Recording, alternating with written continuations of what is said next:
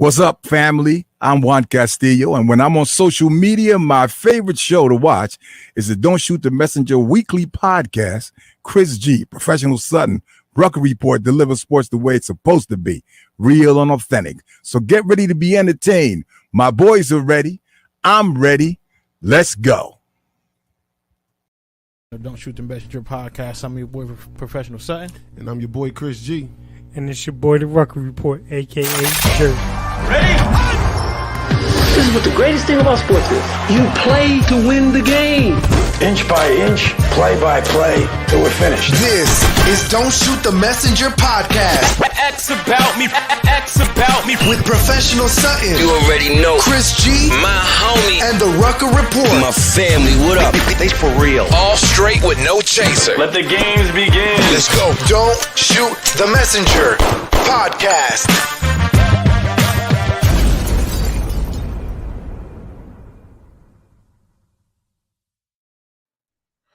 Yo, what is going on, everyone out there?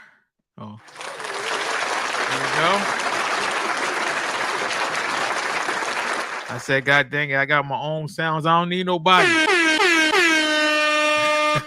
Welcome to another edition of Don't Shoot the Messenger podcast. I'm your boy, Professional Sutton. And I'm your boy, Chris G. And on behalf of our boy, DS, because he's in church right now, Deacon, Deshaun Aloquacious Rucker, Jersey. Chris, what's going on, man? It's been a while. Yeah, it's been, you know what? Some might say it's been too long. Too long. I too agree. long. Some might say that. It's been too long. It has been too long since we have been on the air. And I apologize. Are we on Facebook Live? Are we on Facebook? We on Twitch. Shouts out to BD. What's going on, BD?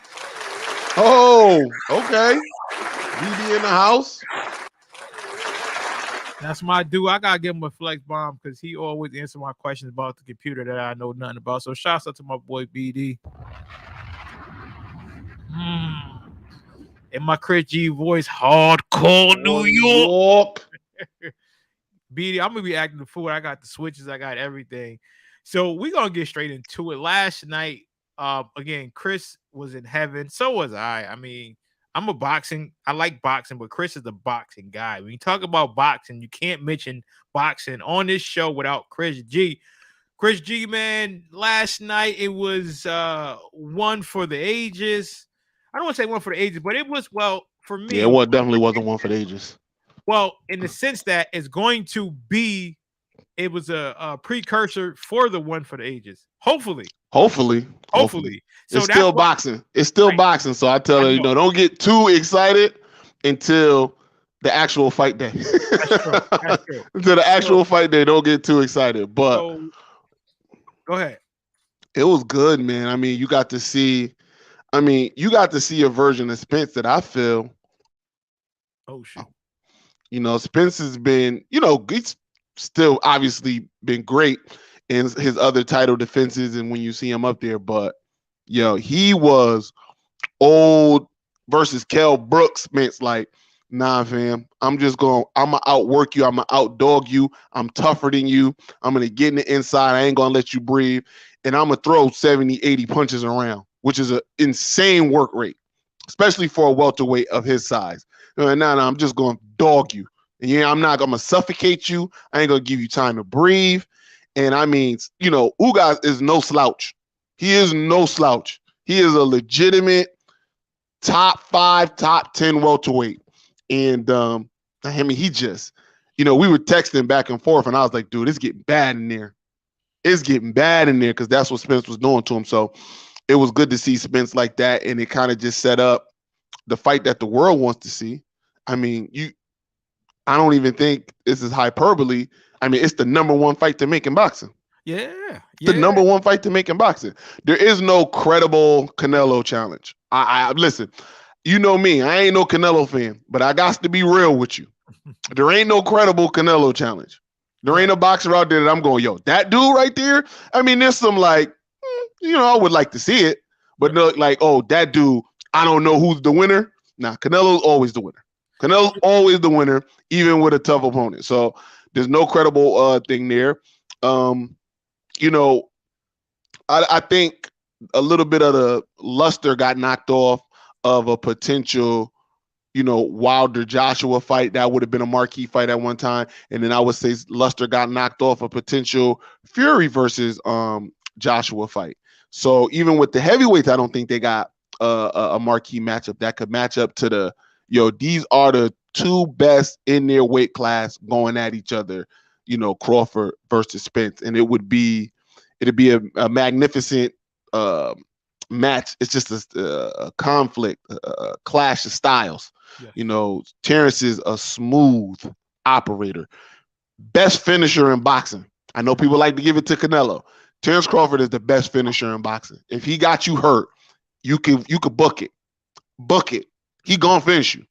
And then you just got this dog in Spence that's just he's bigger, he's stronger, and his work rate is just phenomenal. And he just comes at you in waves, and he doesn't stop, and he wants to get gritty on the inside. He wants to bang you to the body. One of the few body snatchers that we got in boxing these days. So I would love to see it. I can't wait to see it. Will I see it? That's still up for debate, but I think at this point, it's gotten to the point where, if y'all not fighting each other, I don't care. Yeah. If y'all not fighting each other, I don't care. Everything has been wrapped up. I don't want to hear nothing about Keith Thurman. Keith Thurman had a long time where he could have did things, and he wanted to sit on the sideline. So fuck Keith Thurman. Y'all both have fought all of the requisite other welterweights in that division. Y'all all in one way or another. Y'all already got too many common opponents that y'all both face. Nah, man, it's time to shut up and get to scrapping. For real. That's what it's time to do. So I can't wait. Listen, so BD, he said Spence always has a face like someone just made a joke. He always looking like he's smirking. He got that smirk on his face. Yeah. He got that smirk on his face. Like, wait till you get to your locker room and see that dookie that I put in your shoe. Or something. I don't know. He's always got that face. But last night, when I watch, first, what's his name? Ugras? Dennis Ugas. Okay. You can say the first name. I ain't gonna try. After Sam Darnold, I was done. But watching that fight, so I had dozed off. I ain't gonna lie, because it was comfortable down here. Of course you did.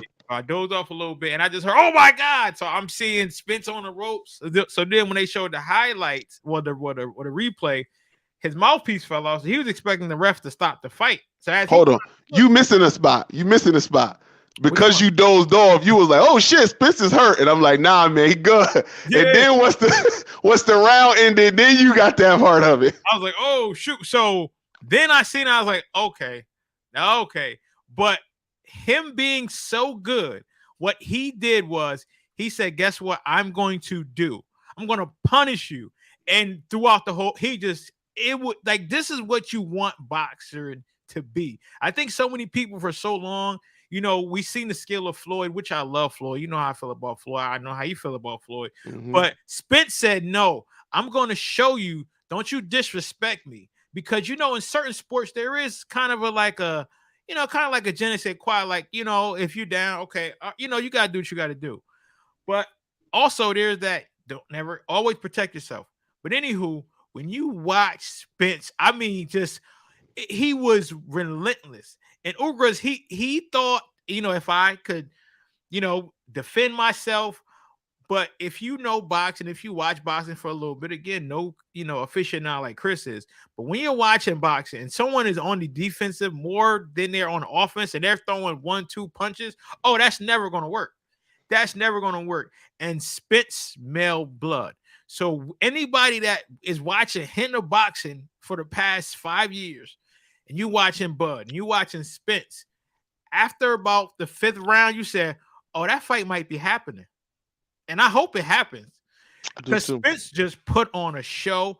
And I put in a group, if you are a young amateur, or if you are a young boxing fan, or if you are just a young boxer coming up, you watch Spence. If I'm a coach, I'm saying watch what he does. He never stopped throwing them hands. It was all intimidation after that point. Oh, well, you listen though. You better be in shape like Spence. Spence is in phenomenal shape. I mean, he's got one of them. He's what you say. He's got that third lung. BD, he don't I'll get see you tired. later. I'm sorry. Well, BD, he has to go. He lives in Brunei now, so you guys shout out to BD. Yo, shout out to BD. I know he got to go before the internet goes, but I'm sorry, Chris. Go ahead. But yeah, you better have a third lung like Spence. Spence work rate is it's a few, it's more UFC fighters that I could think of that got like insane work rate that don't get tired than boxers. But he one of the few, man, like he could just go, not tired. I mean, listen, even though I never felt like he was in danger, even with the mouthpiece thing, right. I knew it was a, even when he got hit with that good shot, Ugas had stepped on his foot. That's why he stumbled. So even when he got hit with the good shot, when he was looking for his mouthpiece, he stepped on his foot. That's why he stumbled. He's got a phenomenal chin.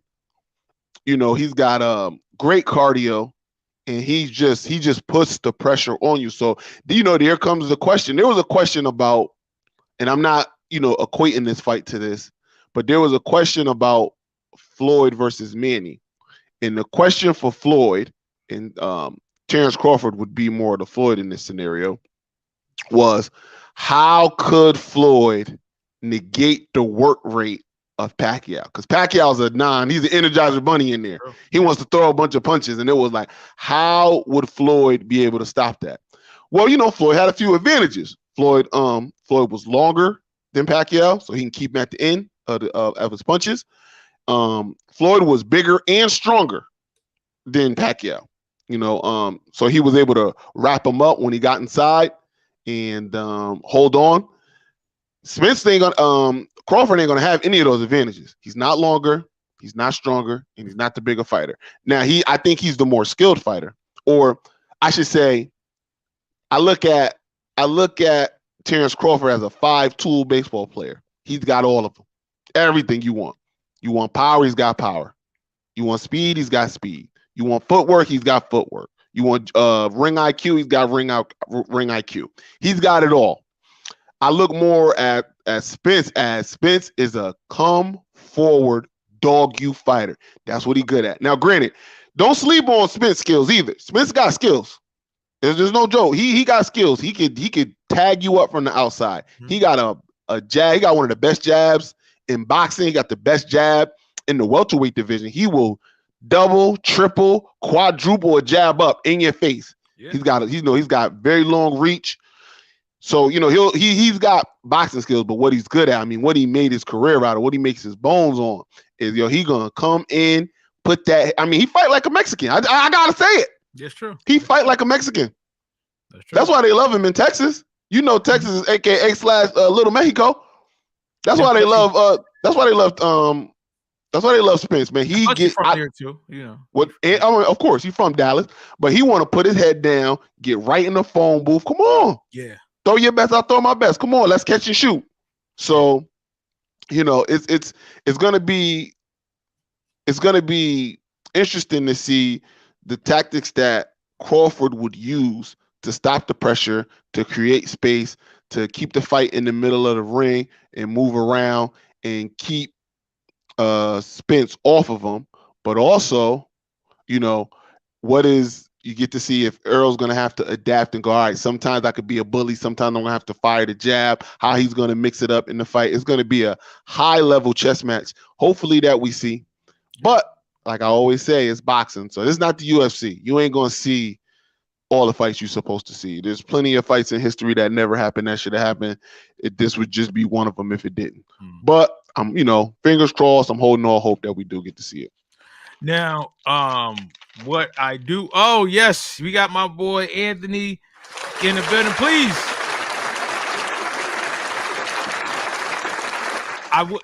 I'm going to send a link because we talking boxing, and we need to.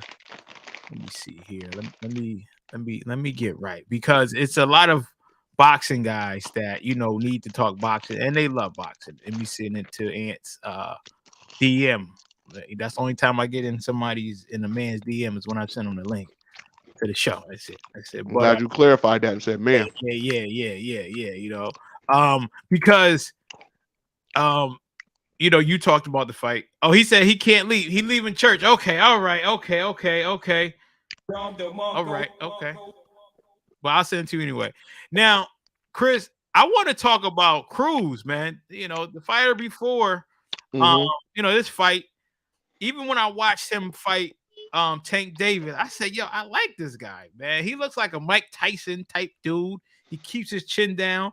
He's Mexican. He's a brawler. He fought Gamboa, who they said he's 40 years old. He looks 12.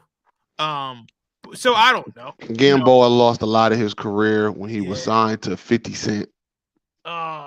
People like to gloss over that. But 50 Cent cost a lot of his career when he was still great. Why so? Please explain.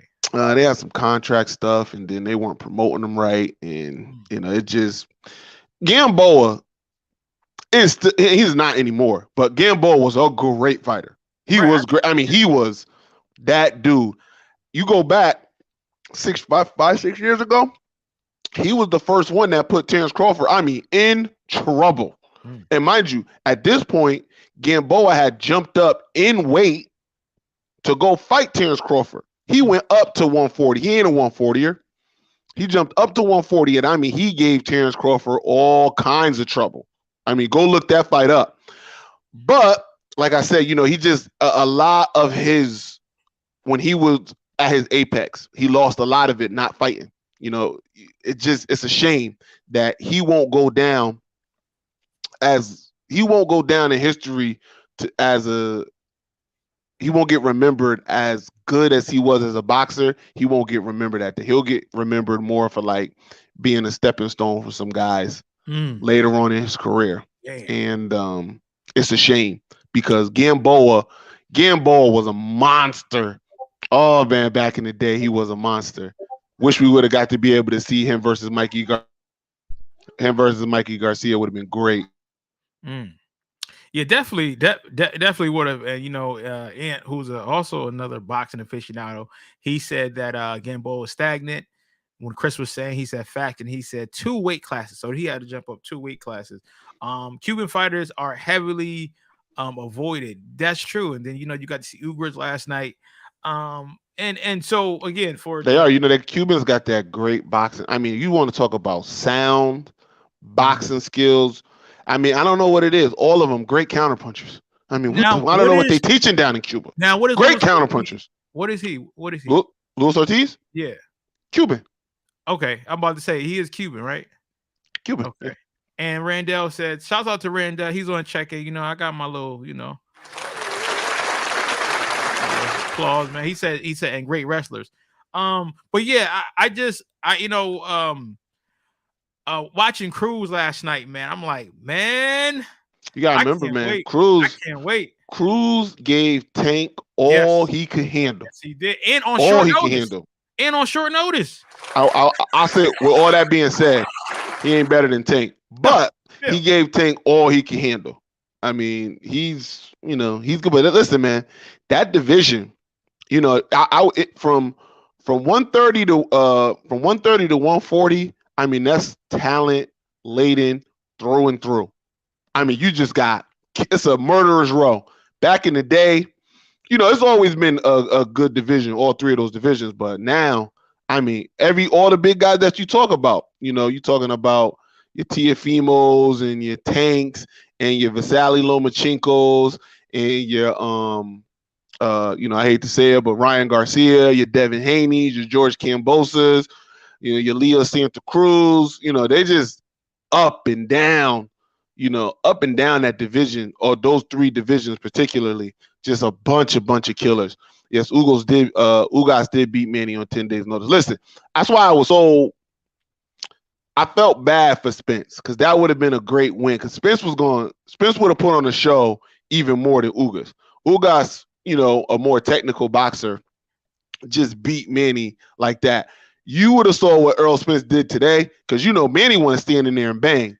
And him and Manny would have been in there banging, and it wouldn't have been, this ain't Manny from 2008, man. It would have been a bad day for Manny. It would have been a real bad day. And then also the commentary. Who was the boxer that was commentating the fight last night? Oh, Jesus, why am I flaking on his name? Man. Yeah, what's my man's name? Tommy, can you help us out, please? Oh my goodness. Give me a second. It's all right. Take your time, man. Take your time. Because there's a method to my madness. I definitely want to, what is his name? Because they kept saying his name. Yeah, and I don't know. I'm flaking on his name right now. He had two good fights with Leo Santa Cruz. He was the champ of 130 for a minute. He was the guy, pretty boy. God damn, why am I flaking on his name right now? Oh my God. Damn. I'll find it because we got to find. Let me see, commentators from last night. Yeah, Chris, I don't know why I'm flaking on his name right now. I just can't remember it. Last night fight. Well, I say that because let me see. Spence.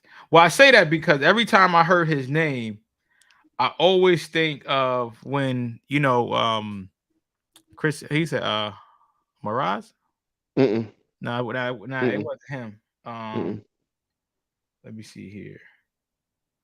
Let me see who caught the fight. But anyway, every time I heard his name, I think about when years ago when Tony Rock, Chris Rock, little brother, came through the show. And he said, we were talking about sports, and he said, do you know boxing? I said, no, I don't know boxing. But Abner Mars. He said, it's Abner Mars. Yeah. I knew I'd get that. I'm like, God damn, I know this dude name. Abner was good. Don't get it. Abner was good. He was real good. Every time I kept hearing the name, I kept thinking about Tony Rock and Chris. So Tony Rock, he said, yo, if your man don't know about this, then we can't talk. I said, I'm telling you he know. I said, I don't know. So I'm not going to sit here and lie to you. I said, but my brother do. So I never forget. I'm calling Chris. I'm like, Chris always answers like, oh my God, do not make me look bad here. And on the last ring, Chris said, hello. He got the kid. So gave Tony Rock the phone. Tony Rock snatched the phone like he knew Chris. He was like, hello. Yeah, man said that you know boxing. Don't you know about this? Well, you know about Abner Mars. Chris said, well, speaking of this, he said, yo, they were on the phone for at least 30 minutes. This dude walking with my phone. I'm sure I had people call him, but at that time, I'm like, come on, like, how can I not? You know what I mean? Yo, like, me and Tony had a good conversation. Tony was like, the conversation that me and Tony really got into was Wilder versus Tony put it up there, Abner. The conversation we really got into was Wilder versus Fury. And he was, like most black people, man, Wilder's a beast, this, that, the third. 2019, by the way, 2019. He was going, and I said, listen, I know why people like Wilder. I said, I get it. I was like, what you need to understand is that, and mind you, at the time, Tyson Fury wasn't in the shape that Tyson Fury was in on his second and third fight. He was just coming off of that long layoff. I think he had like one tuna fight. And I was like, but this is what you need to understand.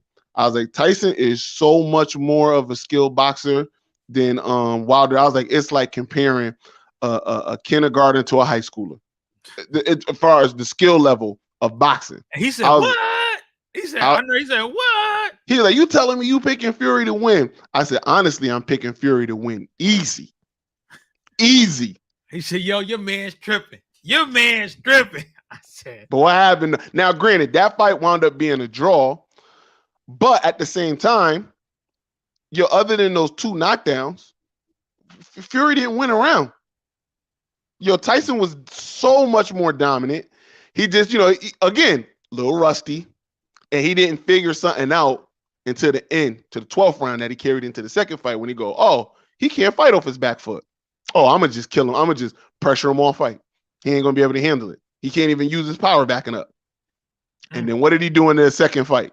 Just pure dominant. Even the third fight, which was a little bit more competitive because he knocked him down, because I felt like Fury was, he wasn't respecting him, if I'm being honest. Yeah. The third fight, he just wasn't respecting him. And even when he got knocked down, he was never like hurt by the knockdown. So, and then, big boys, man, any one of them punches could put you down. They both 250 plus. So, my statement wound up being true. So, I always think about Tony Rock when I watch Tyson Fury. I'm like, see, told you. Listen, I get it. Tyson don't look the part. He looked fat. He looks sloppy. But then when he gets in the ring, he's unquestionably, or I should say, surprisingly light on his feet. Yeah. Surprisingly light on his feet. Knows how to move around, knows how to switch up punches. And even though and another problem that I thought with the Fury versus Wilder fight was, Wilder never had to fight somebody bigger than him, taller than him. Yeah. So you're not punching down or straight anymore. You got to punch up a little bit, take a little bit of steam off your punch. And, I thought that played a part in it as well. But, I mean, at the end of the day, it was just Tyson was a superior boxer. But, yeah, I do remember that conversation with Tony. He had me cracking up. I'll never forget that. He had me cracking up. Because I was like in the middle of busting your balls when he snatched the phone from me. Because I was listening to your interview on 94.3. And then you call. I'm like, oh, nigga, why you calling me? You big time now. You hanging around with Tony Rock and shit. And then Tony snatched the phone. Get that. This Tony Rock. Yeah, man. Yeah. So, like I said, when I heard Abner Mars, I was like, yeah, I just keep thinking of Chris. So when that fight, if it happens between Spence and Crawford, just know we will be talking about it. We will be having some boxing experts like Chris, Tommy, and others. They could just go and take over and just do their thing and just analyze the hell out that fight, the possibilities, which is going to be so dope. So I can't wait. I won't even be a part of that conversation. I'm going to be doing strictly producing at that point, which I enjoy. So I'm going to have Chris, probably Hambone, and Tommy, and they're just going to go at it. It's probably going to be like a week long, and it's going to be excellent. Being that, we have the means to watch it, due to our monthly subscription of what we watch it on, we won't be having to go anywhere and watch it. We might watch it together. I don't know, but we'll see. I mean, you said it, not me. We'll see. You said it, not me. So speaking of going out and having fun again, it's been so long. We missed the Super Bowl. We missed Duke and North Carolina. I don't want to talk about it. But it's all good, right? It's all good because we back in time just for the NBA playoffs. You know what I mean? So, and I just want to say this, Chris, right? So at first I didn't know how I felt about the play-in games. Again, because it was something that I hadn't really, we are older now, and it just wasn't something that we're accustomed to. But I actually like the play-in games, though. I really do. I'm gonna tell you what. Before you get too deep in the play-ins, I do like the play-ins first and foremost. I love it. But something that happened in the play-in that I just want to spread or shine a little light on. Sure, go ahead. Is Brandon Ingram. I've been waiting for Brandon Ingram to show that he cares about basketball for a long time. Mm-hmm. I know he can play. His skill is unquestioned to me. I know what he could do. But it was a fire in the drive that I didn't see in him. Oh, but it came out. Yeah. Oh, it came out. And he put on a show. I wonder where he went. Oh my goodness. Where did he go to college? Oh, a little place in North Carolina. Not too many people know about it. Nah, not Wake Forest. Not North Carolina. Kind of rhymes with puke. Duke, right? He went to Duke, right, Chris? Yes, he did. Okay, all right. I'm just saying. But I don't know. And for me, this look what Randall said. I'm not even gonna say nothing. I'm not even gonna say nothing. We can't hear you, Chris. Look, it was tough. I ain't gonna lie, yo. That L was tough. That L was tough. But I'll say this. We had our chances, so I wasn't bitter. Yeah, that's all right. Coach gentrification. I call him Coach Cash, Randall, because Coach K been finding a way to get these kids at Duke, who we know damn well do not score high in their at SAT or rank high in their school. But hey, I mean, look, Kyrie thinks the earth is flat, so obviously, right? But he's a long-lived Dean Smith. Okay, he's a UNC fan. Okay, that's why. Okay. Listen. I didn't. It hurt because I felt it. I know we would have beat Kansas, unlike UNC. I know we would have beat Kansas, but there was a level of, with rivalry games, people play better than what they really are. Yeah. You know what I mean? Because you got that built and North Carolina had that extra dig, like we want to send Coach K out on a bad note. So they had some, extra motivation. Our kids had motivation too. Don't get me wrong. They wanted to win it for the Gipper, all of that stuff. And, it was a very close, hotly contested game. The refereeing in that, the officiating in that game was god awful on both sides. It wound up being even because it was so badly officiated. Right. Carolina got some horrible foul calls where it's like, are you serious? Mark Williams got in foul trouble early. That hurt. So, it is what it is. But, Coach K and Duke, Coach K will live on forever, and Duke will continue to be a blue blood for years to come. Randall, in reference to the Duke game, he said that was a championship game. Ain't no one in Chapel Hill care about the Kansas game. You're right. No, listen. You're right. Because they weren't supposed to be that far. Let me tell you something. That was the best game of the tournament. Yeah. It was the best game of the tournament. That Duke UNC game. Oh my! You know what it reminds me of? Of that UCLA versus Gonzaga game last year. That was the best game of the tournament. It was the best game, and that's what that Duke UNC game was. And it don't get me wrong. Even though I think Duke would have beat Kansas, it would have been hard for Duke to win after that game. Everybody put a lot of emotion in that game. That game was emotionally draining, physically draining. They both wanted that get back for that game. They both did. So, but I ain't going to dwell too much. It's been a bad year for rivalry games for me. Okay. And I'm not used to this. All right. I'm not used to this. Michigan ended a 10-year drought. Oh, yeah. Damn. UNC for the first time in a long time beat us 2 times in a year. My heart hurt. Okay, my heart hurt. But that's all right. We'll be back. That's all right. It's all right. So speaking of being back, again, the reason that I do like to play in games because you're seeing these bottom teams really fighting it to get to where they want to be in the playoffs. And what happens is, and what you're going to see is, that's going to bring that momentum going into the playoffs, which I feel that you're going to see a lot of teams bring that into the playoffs. So, the Hawks, I mean, everybody's loving what they're doing, Minnesota.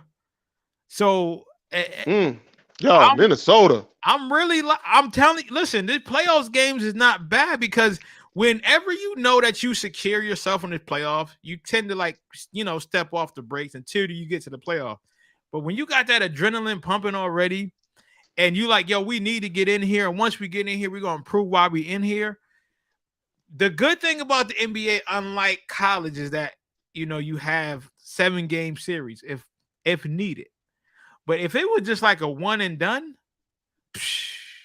I'm telling you, man, it won't be a sure shot thing like people think it would. If it was one and done, no, it wouldn't be. But I'll say this. And also it would give some other teams, a greater odds if it was a one-shot deal. Yes. But I'll say this. Anthony Edwards, I know LaMelo gets a lot of the shine from that draft because he's flashy. Talk about it. I know that, right? And Listen, I'm not saying that LaMelo is a bad player. He is a bad player. Now, I don't think he's as good as people be trying to hype him up as, but he's a good player.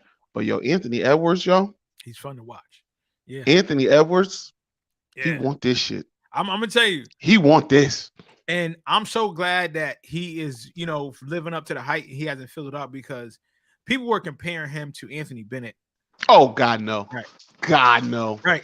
But when he was coming out of college, remember, people were like, well, Anthony Edwards, he's good. However, is he going to be another Anthony, Bennett? And I'm glad he's not. I tell you why he wasn't going to ever be Anthony Bennett, because he wasn't a post player. Right. And Anthony Bennett was an undersized, bad post player.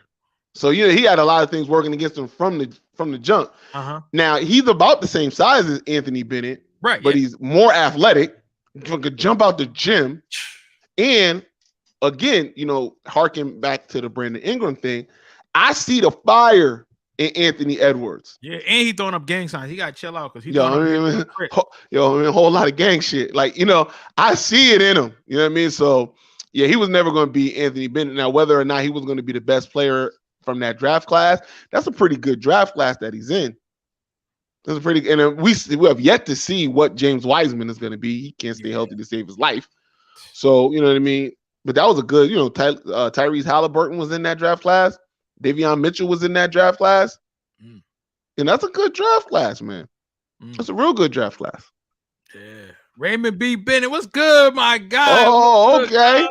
Peace, prayers, and blessings. Yes, man. Yes. I know it's been a minute since we've been on, but we back like we never left. But I am so excited because I was having a whole conversation. Shout out to my boy Hambone. Hambone, he's a resident member. Hambone. Yeah, where he at? Because I know the Nets playing about an hour and a half. Well, he got to go to church, so he probably in church. He better pray. Out, listening. He better pray. Because here's the thing, right? So one thing about Hambone that I do love, he's going to ride and make every excuse for his team, right? This is true. Whether it be good or bad, some of it I agree with, some of it I didn't, right? So I said, he said, well, we were talking about the Nets, right? No, first how he prefaced it, he said, well, I said, you wanted to host the show, but you couldn't because the Ravens lost. He said, yeah, but that don't mean that the Nets ain't lose. I said, oh, you think you slick. Soon as the one season and you're going to try to wrap it around. But anyway, that's neither here nor there. He trying to host the show, but he won't because his teams won't win. So he goes, well, the Nets is fine. I mean, you saw how KD and Kyrie play. I said, but Hambone, what you got to remember is that they only played limited time since they've been together, right? I said, you got to remember, and as I'm thinking, I said, I think about Chris and Ruck. You got to think about what's going to happen when KD wants the ball, right? What's going to happen when KD waves Kyrie off, right? What's going to happen when Kyrie waves KD off? Are they going to be able to say, well, you know what? It's all about winning. I'm cool. I'm good. He goes, yeah, but they don't have to do that because they're so good. I said, but as you know, they are not the best teammates. He said, well, nobody said that KD was a bad teammate. I said, nobody said that verbatim, but we know what is implied. And I said, everywhere Kyrie went, he wanted out. He wanted out. I said, again, every time he plays with a team, it's always a situation. Him and KD have not played enough. What's going to happen when they don't like how things are going? When they're down 2-0? What's going to happen then, Hambone? I said they haven't been playing together enough to that C word, chemistry. There's no chemistry yet. There is no chemistry. So, again, I said on paper, do the Nets look good? The Nets look very good. The Nets look good. What's going on, man? What's going on? Yes, we back. Finally came back. Yes, sir. So, but my thing is, what is going to happen as the team start to get better throughout the play? What's going to happen when they face a Milwaukee? Huh? What's going to happen? Well, Milwaukee. We need to see what's going to happen when they play Boston. Now, I disagree with you from the chemistry standpoint with Kevin and Kyrie. I think their games just mesh together because Kevin Durant. Yes, this is live, Stephen C. Yeah, I know, right? Kevin Durant game can mesh with anybody's game. Okay. So the chemistry thing, I'm not worried about. What I'm worried about is consistency. Mm. That's the big C word I'm worried about, because Okay. can you consistently get the production that you need from the others? And can you consistently play defense enough to stop somebody? Because I know they can score. Kyrie and Kevin could drop 40 points each a game. I'm not worried about that. What I'm worried about is you can't stop nobody. You can't stop nobody. Y'all defense is awful. And the thing that grinds my gears the most about their defense being bad is Kevin Durant is a good defender when he wants to be. Kyrie Irving is a really good defender when he cares. Yes. I've seen Kyrie lock other point guards up when it mattered. But can you do it for 48? Can you do it for back-to-back possessions when you got to have it? Or are you going to take it off? You know what I mean? So those are the things that concern me with, see, Stevenson, Kyrie could play defense. Yes, he could when he wants to. Let me tell you something. There's very few people that come from Duke that can't play defense when they want to. Oh, gosh. When they want to. Listen, I got to, hey, man. Who made it up? Slapping the, who made it up? Slapping the hardwood. That's Duke. Don't get it twisted. But with that being said, he knows that he doesn't do it every game. He doesn't do it, some shit. He'll take a whole 2, 3, 4 games off not playing no defense. That's true. Because he's because he has he's an artist with the basketball at the rim. Oh, yes, he is. Yes, so he cares more about that than playing defense. But you in the playoffs now. Boston, let me tell you what Boston gonna do. Boston gonna play defense. Oh, yeah. Boston gonna play defense. They ain't gonna win the series, but they're gonna play defense though. I don't know. I'm 50-50 on the series. Oh! I'm 50-50 on the series. I ain't even going front. I'm 50-50 on the series. Oh, we'll see. We'll see. Oh, damn. Chris said he's 50-50. I'm 50-50 on the series. So Ray, Timberwolves are going to be a tough out. They're going to be a tough out. I say I need one more game. If they win one more game, this is a real series. Because Memphis going to show up. They too good. They're going to show up. One game could be a fluke. You know what I mean? Memphis won one game against the Suns last year. The first game. One game could be a fluke. Not the Suns. I'm sorry. They didn't play the Suns. The Jazz. One game could be a fluke. 2 games not a fluke. Hey, love. What's going on? Myra in the building. Put my lady some love, man. So we're gonna see how good Memphis is if the Timberwolves can get 2. Because let me tell you, don't get Pat Bev going, running around doing a bunch of nothing, but don't get him going. Yeah, speaking of that, right? I just want to say this, right? I am tired of people really criticizing people because they are happy that they won a game. Like that's really pissed me off because I'm hearing all these people who probably never were good or even if they were, right? Like, when did we as a society say people shouldn't be excited to win a game? Now, I get it. Oh, it's just one game. It doesn't matter. Yes, it does. Yes, it does. Because guess what? You saw what Minnesota did at Memphis, right? Right? We seen teams who are happy to be there show why they should be there. And this is the society that we live in. It's like, when UConn women were winning, I don't like them. Why? Because they win too much. What? And so when people talk about Kevin Durant, I don't have a problem with Kevin Durant. You know why I don't have a problem with Kevin Durant? Because he is winning. He is doing what everybody told him to unofficially do. Oh, but you ain't got no rings, right? Remember, that's everybody's excuse. Oh, you can't talk because you don't got no rings. So now when people go and play and get rings, now people say, oh, it don't count. Or now people new thing is, oh, that team was built organically. I said last time I checked, free agency is what's used for everything, right? I'm just saying. So stop with this, oh, it don't matter. And then these same people that say it don't matter get mad at players who saved their self for the playoffs on load management. Nah, you need to have that same energy all year. You mad at Kawhi, KD for taking time off because they don't want to get hurt. It's the business. Okay, you know what? I'm going to sit out. I'm going to Wait to the playoffs so I can show you. So that way I can have a better potential to win. Oh, why you saying no? Back in the day, they play 105 games straight. Well, that was back in the day, goddamn it. This ain't back in the day. And that's why they had to retire when it was 30. Okay, exactly. This ain't back in the day. You know what I mean? So what I'm saying is, so Steven he said they're saying KD shouldn't have left Steph or Kyrie. He could do whatever he wants. He's still winning. He can do whatever he wants. Now, listen, hindsight, it was a bad decision. You don't leave stability for somebody that's unstable. You think Steph's gonna have a vax problem? No. Right.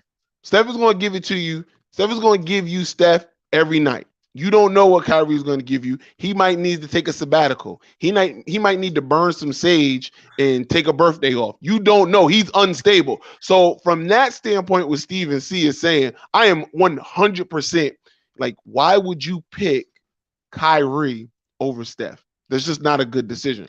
But it's your decision to make. I'm not going to kill you on the decision. We know why, because, it's... we know he was tired of saying this is Steph's team and not my team. And I was going to doing this thing. And that's what I wanted to get to, because you were never going to win over Oakland / San Francisco. No. Steph is homegrown.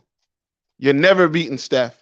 Just like, people bring it up, but LeBron was never going to be what D Wade was in Miami. Yep. He's theirs. Yeah. He's there. Everybody knew you was a rental. LeBron, Kevin, your rental. Just like in Cleveland, that's you, fam. That's why it meant more to LeBron when he won it in Cleveland, because that's yours. You know that's yours. So, LeBron James. And that's fine. That just is what it is. But no, I do agree with Steven C. You made a bad choice. He made a bad choice of leaving Golden State because of for his reasoning. That was just because he's a weirdo. Unfortunately. And then you do it to go join forces with another weirdo. Listen, I'm not lying here. They're both weird dudes, man. They are eccentric. How about that? Yeah, very eccentric. You know what I mean? KD with his burner accounts, Kyrie, like you said, with the Sage.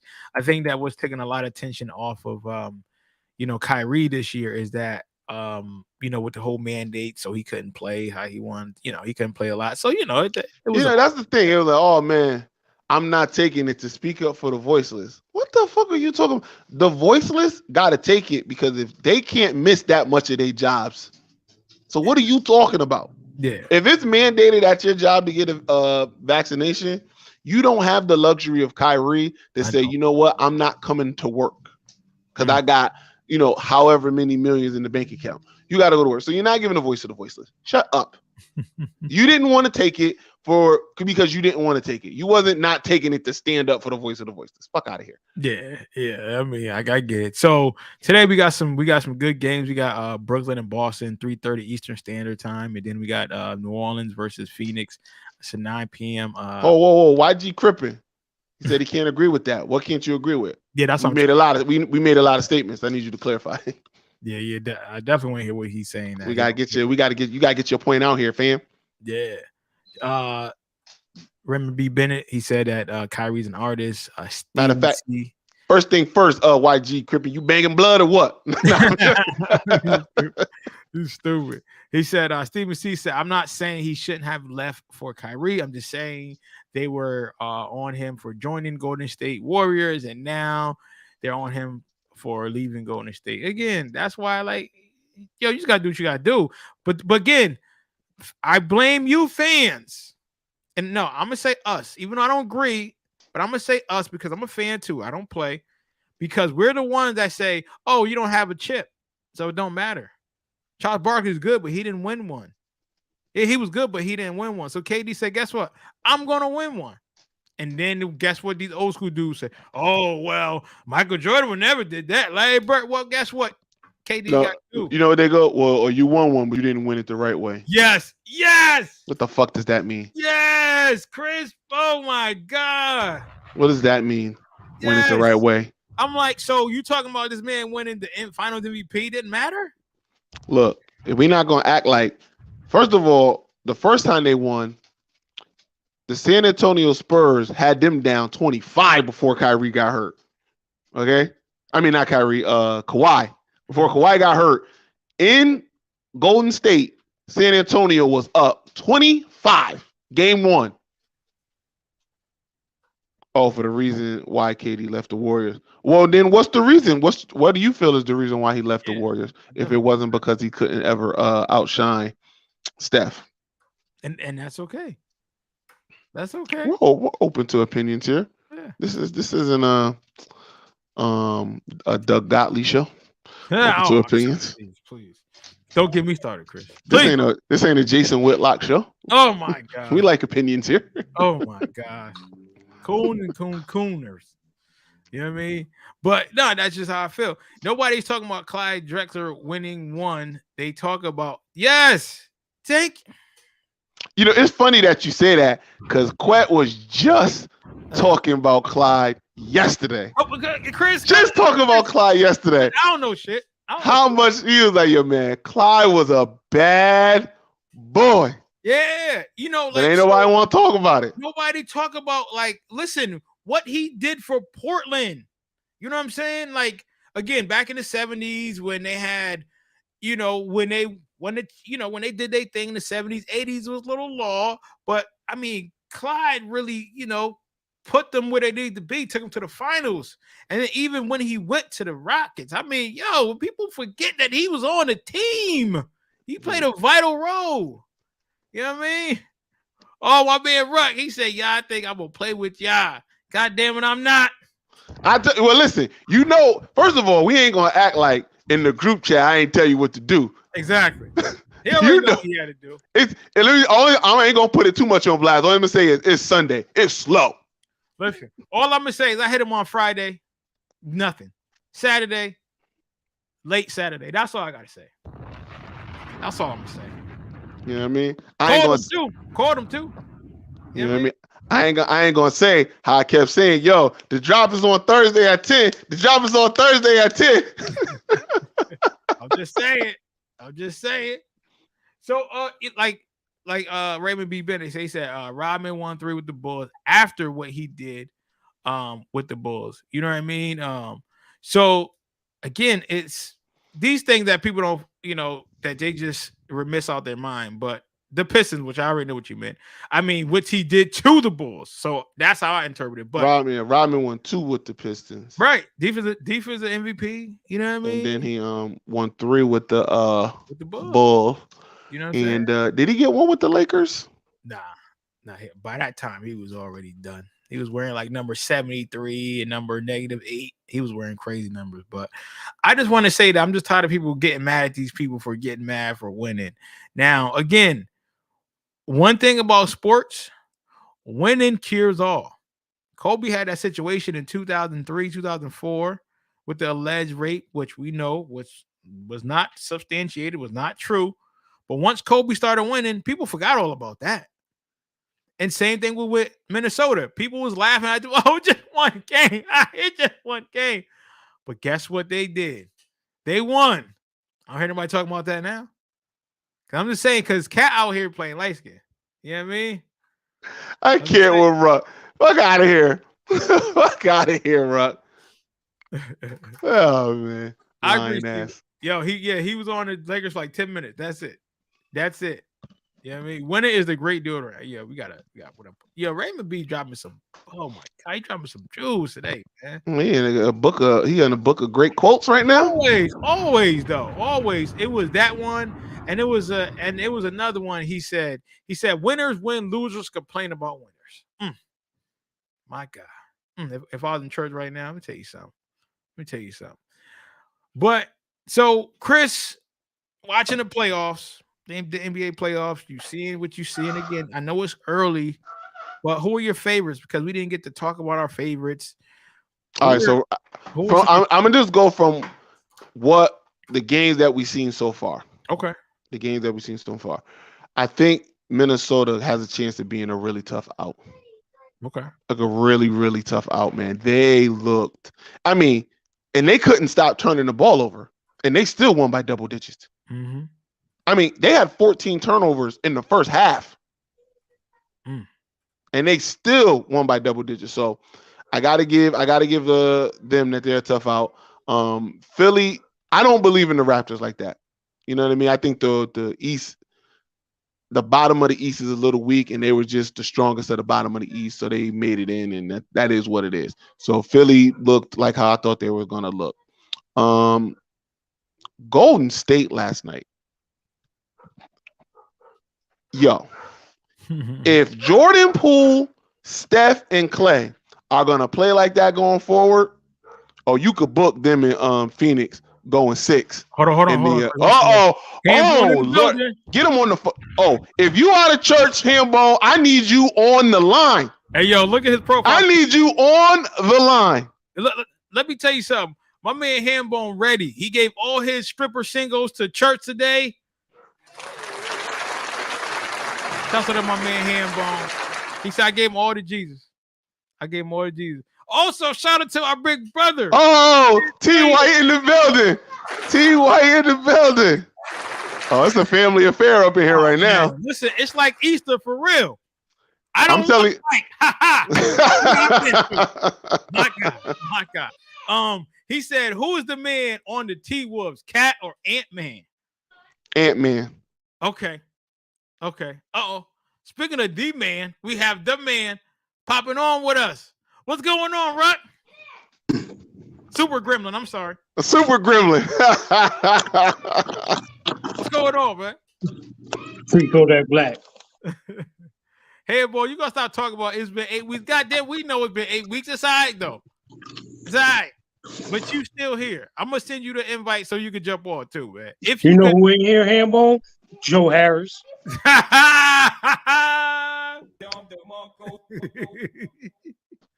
Yeah, you know. Dang.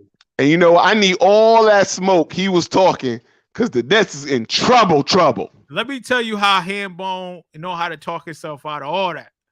You know what I mean? So we got my man Deontay on. He said Ruck was good. He said Brooke, we don't need 4. We don't need 4. Don't worry, I'm gonna see you the invite. And I want to know what's gonna be his excuse when Boston wins. Oh, Hambone guy. What's gonna be the excuse? Oh, we didn't have Ben Simmons. He wasn't able to play, or he gonna come up with something. Only thing I appreciate about Hambone is he definitely ride or die with his team. Yeah, I give him that. Listen. I give him that. I call him Deacon Ham because he's gonna tell you why it's so good. He's gonna tell you why, even if it ain't. Now, I do want to go back to the question, and I know our brother. He said, "Who is the man, Cat or Ant-Man?" On a Timberwolves. Ant-Man. Period. It's been unanimous. Ain't nobody said Cat yet. We all said Ant-Man. Yeah. Listen, Cat would have been the man if Cat the way Cat's been playing this year, if he always played like that, then you would have said, it's Cat. But since you don't know what you're going to get from Cat, if he's going to be aggressive, assertive, or, a humble little bitch, you can't. I'm sorry. Listen, and this is what disappoints me with Karl Anthony Towns. He's supremely talented. I'm not taking that away from him. Karl Anthony Towns should be talked in the same breath as Joel Embiid and Joker, and he's not. Okay. Hold on. And that's his fault. And that's his fault. Hold on. Only thing I like about Karl Anthony Towns is Jordy Woods. Next. Hold on. Before I let him in. Ladies and gentlemen, let's get ready to rumble. Absolutely. I want to hear. This is what I came here for. I want to hear all the excuses. All the excuses. What excuse? I'm ready. I want to hear all the excuses that you about to give for Brooklyn losing. That's what I want to hear. Hey, wait, Chris. Before he start, let's make sure we put this on the table and understand this first, right? When it comes to podcasts, Hambone is a system podcaster. he's always gonna have a job. Yeah. Now do your job, Hambone. Do your job. That was disrespectful, yo. Hold on, wait. I gotta. That was disrespectful, love, man. Gotta show you some love, man. Well, I need to understand what excuses you looking for, Chris. The excuses that you're going to have when they start to struggle and when they ultimately lose to Boston or Milwaukee is one of them because they're not going to the chip. Ooh. What's going to be the excuse? Oh, listen. Hold on. For y'all that just getting out of church, you about to get another sermon. So sit back, relax, and enjoy the show. Go ahead, Ham, please. First of all, See, he lying because his internet. See, yeah, God done touched the Wi-Fi. He done touched the Wi-Fi. I got a new phone. They put the buttons in different places. Yo, I never make excuses for my team, but I'll make sure to tell you, like, you see my name. We only gonna lose 3 games this whole postseason on the way to the chip. He drinking. You drinking. You smoking. You on that loud pack. You on that loud pack. Hold on. Let me just say this for our listeners. You heard me. We excuse this, everybody, because the opinions and comments of Hambone Hamilton are not the property of ESPN. No, and we do random testing, which you will be subjected to. Listen, right after this. Y'all, you could say what you want to say, but we are the most dangerous team in the playoffs right now. Look at his name. Based on what, though? Look at his name. Based on the fact that number 11 is playing full time. I can't agree with that statement because I've watched him play for a few weeks now, full time. And I don't believe it. Well, then why ain't they win every game? They done got smoked in some of them games. We ain't supposed to win every game. I agree, Steven C. Doing drugs at the church. We ain't supposed to win every game. And also the games, we haven't even played with most of our guys. A lot of those games that we lose, we're sitting 5-6 guys. Joe Harris, Joe Harris ain't coming back not this year. No, he's not coming back this season. But don't worry. I know he'll be wearing black and white next season. Joe Harris and Daryl Dawkins are not walking through that door. Yo, let me tell you something. It's because of Joe Harris' injury was the reason we was forced to make that trade for Seth Curry. Fair enough. I won't dispute that. What I'm gonna say is, where is the defense coming from, y'all, to only lose 3 games? All right, going on your way to the chip. Because I don't see it. I don't see it. Listen, I've already introduced Quet to this stat, but there's a stat out there that people are overlooking when it comes down to the Nets, right? Yeah, let me. In one possession games, the Nets are 12-4. The next closest team is 3-6. In that very same stat. Can I ask you a question real quick about that stat? Hold on. I just want to ask a question about the stat. Just about the stat. Ask the go ahead. Was one of the 4 games when KD stepped on the line? No, this was this season. This is this season. This season.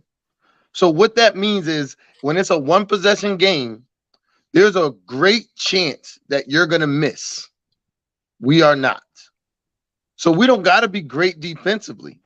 We just got to be able to get 1 or 2 stops at the right time, knowing that more than likely you're not going to be able to stop us from scoring. Hold on, but you're going to have to play some defense to get it to a 1 possession winner take all spot, though. Well, or is it that the other team is going to have to score with us? Listen, I done seen Kevin and Kyrie. That's my question, though. No, but that's what I'm question. I answered it, and I'm getting into that. I'm getting into that. I'm saying that I've seen Kevin and Kyrie both go off, and y'all still lose by 20 or 15. So I don't think it's purely predicated on the offensive abilities of Kevin and Kyrie. I know they're offensively gifted. I won't challenge you on that. I will give you that. They are a masterpiece together. You can even make the argument that they are the best 2 offensive duo on the perimeter that's ever been out there. I'll even give you that. Mm-hmm. But what I won't give you is that they play enough defense to win the championship, that they play enough defense to get in out of the second round, if they even get past Boston. We do. That I can't do. But wait, hold on. How come you never talk about the games where you see that we're up 25-26 like we did against Philly? All right, I'll give you that one. I can't think of another one. I give you that one. Well, I would say that the defense. Wait, hold on. How was our defense against Milwaukee before they put the Giannis rules in effect with 5 minutes to go? Are you talking about this year or last year? Can we This also year. ask the question of this year? How about in the past 2 weeks, Hambone? So what was the? Me too, D. And I'm not going to say excuse. Can you break down for me what happened to y'all against Atlanta in Atlanta, as Atlanta is currently getting blown out right now? Oh, absolutely, I can explain that. I've been waiting for one of these questions because this is an actual question. This is an actual question. Not that stuff Chris over there shooting, but this is an actual question. Listen, because we have Kenny Atkinson reincarnated in Steve Nash. And y'all know how I feel about Kenny Ack. If I ever see Kenny Ack in the street, it's gonna be some furniture moving. I swear. I swear. And it's gonna be like lamps flying in his direction. I might even try and throw a couch. But what you've seen in that game is because for some odd reason, we have adopted this philosophy that we should be able to switch everything. And you've seen the Cavaliers adopt our philosophy when they played Atlanta in the second half. And you watch Trae Young pick apart the switch. We don't get out of the switch. We switch everything, and that's been our thing for the last 2 years, which I don't agree with. And against Atlanta, the switch does not work unless your big is like Bam Adebayo. I'm not watching that game, so I can't tell you if they're switching. But for the most part, Miami's not a switcher. They switch on occasions with Bam, and everybody else holds true.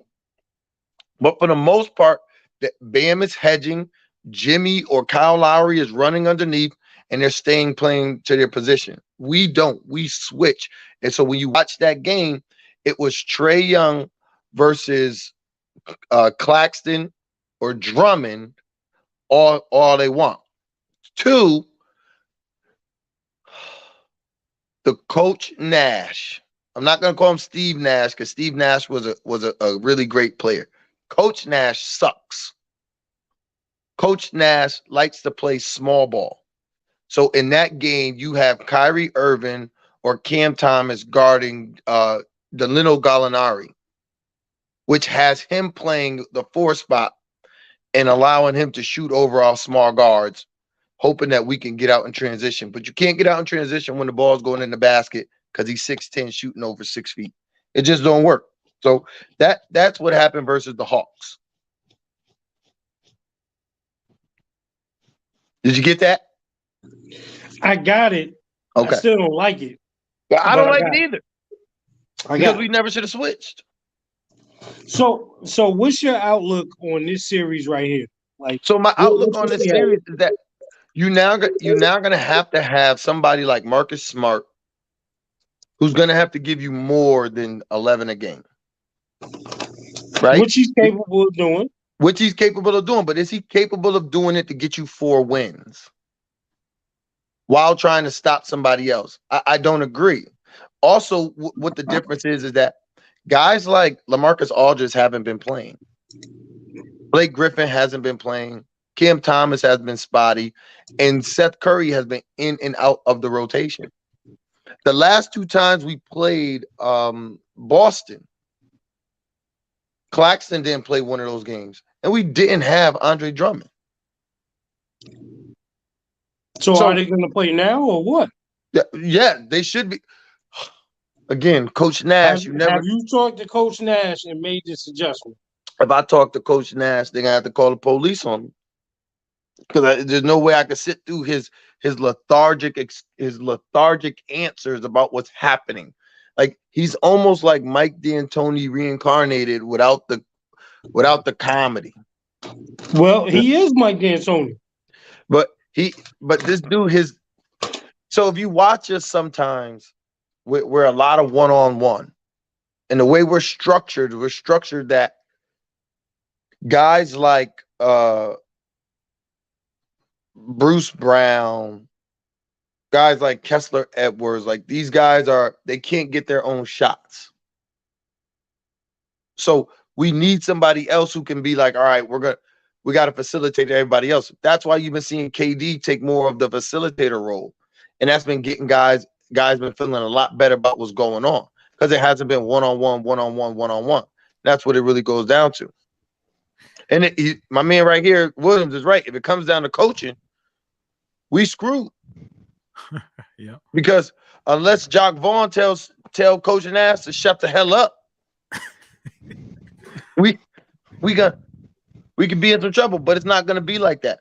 We'll probably win, go up 3-0. We'll probably lose the first game in the second game in Brooklyn when Ben Simmons comes back, and then we'll close it out in Boston.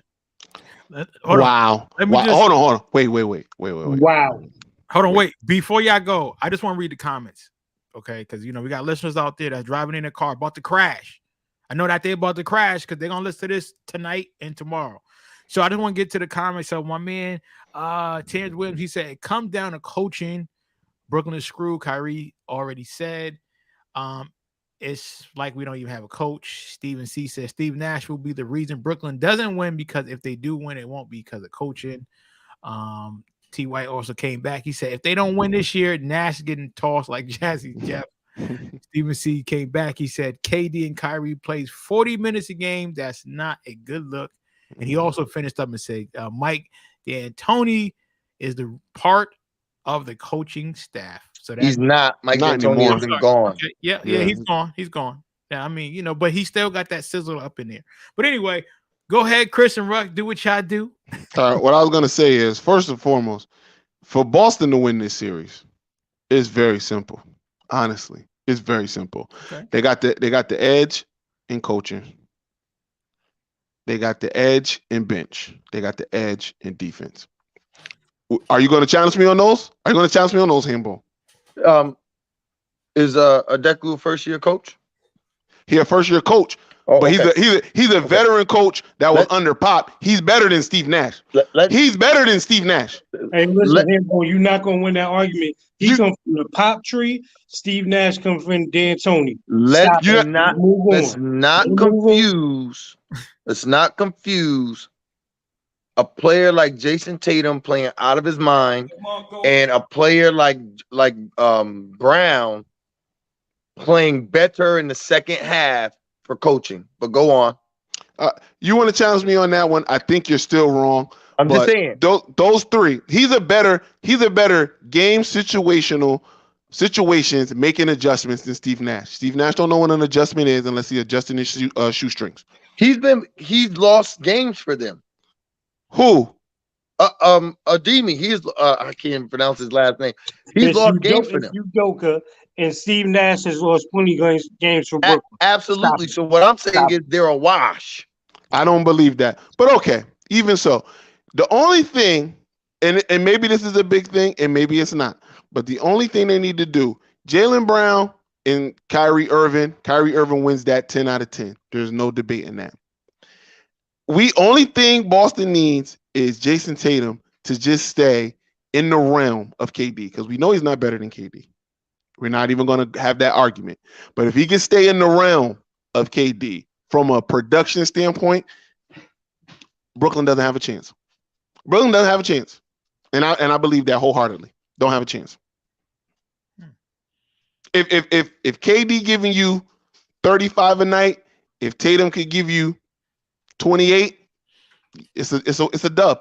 You can book it, it's a dub. Listen, man, I just want to say this, man. Hambone. Look at Hambone.